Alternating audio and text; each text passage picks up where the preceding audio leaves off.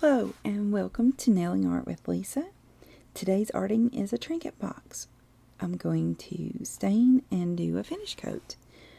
You can decorate unfinished wood in so many different ways. For this project I'm using drawing and a colorful craft ink wood stain. There is no part of arting that can be a rush process. Each step is a small exercise in patience, and sometimes I'm patient and sometimes I'm a 2-year-old who doesn't want to wait for anything. The 2-year-old always pays the price and has to redo things. So I try my best to ignore that one.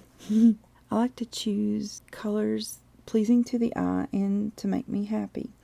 So on this one, I have chosen a 2-color palette and I've mixed the pigment into the gel stain. It's a colorless base that you create your stains with. I chose green and yellow, and yes, these two seem to make me happy, so I like this. And who doesn't want to be happy? On the stain, once you get it mixed really well, then you can apply with a brush or a foam brush.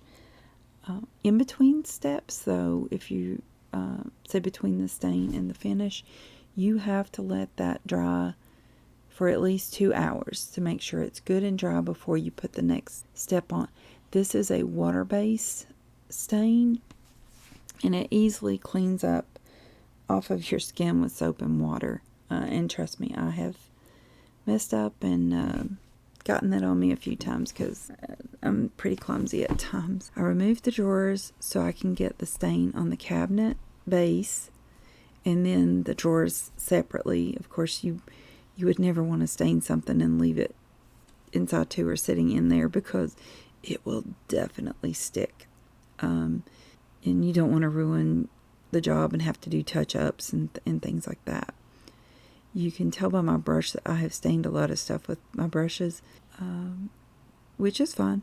They work really well. These are just inexpensive craft brushes, but they do a really good job. It's just like the ones I'm using, you would typically use for acrylic paint.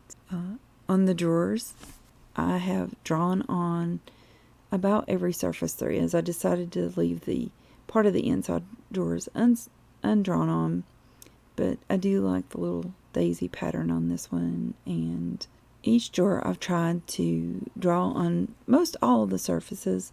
I decided not to on the inside of the drawers. It made a nice little contrast, so I didn't stain that. These stained very quickly. They took the stain very well. The color of the stain as it dries, so, like sometimes things dry light or dark. This stays pretty true to the color that you see when you mix it, so it's very nice. I have used the stain for quite a few years now and really enjoy everything I can do with it. It is amazing. I've used the stain on wood, on canvas, and that's most of what I've experimented with for the time being.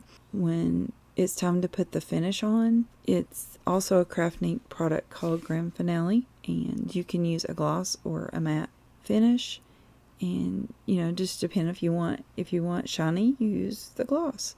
If you don't, then use the matte. Again, I would stain this and wait at least 2 hours between each step to let it dry, and definitely I would let it set 2 hours, or sometimes I'll leave it more than that between the time that I stain and put the actual finish on the piece. Then let it dry, and then you can put little trinkets or treasures that you have inside the box. Sometimes it's just a cute little conversation piece. This in particular, I made to match my bedroom. Sometimes I like uniform things, but this I wanted something really different and have all kinds of different designs, and I've kind of done that throughout my whole room, and I really enjoy that. Artists have some odd ideas sometimes that turn out to be really fun, and life's way too serious as it is and difficult at times, so why not have some whimsy and amusing things to kind of lighten your mood and look around and just have a smile and have a great day. I want to thank you for joining me today, and I hope you have a great day. Thank you. Goodbye.